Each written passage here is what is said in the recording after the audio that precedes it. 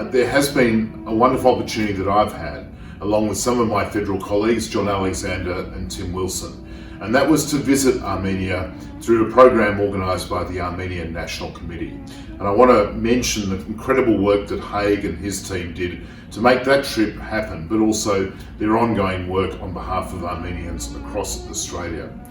During that trip to Armenia, my first, I have to say that the most moving experience that I had was visiting the Armenian Genocide Memorial in Yerevan. I was very proud of the fact that the three of us were only the second group of federal politicians to be able to plant a tree at the Genocide Memorial.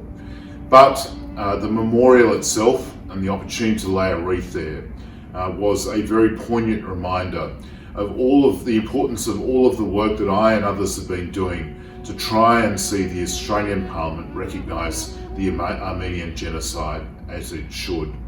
It was an incredible journey to Armenia. To be able to step foot in a land so ancient, so culturally rich, with such incredible history, was a very special one for me. And it certainly increased my resolve to make sure that the genocide is properly recognised. I also want to acknowledge the work of the ANC for the Joint Justice Initiative, which we had the opportunity to help launch in Parliament House in Canberra February this year, while Parliament was still meeting and while the world was still relatively normal.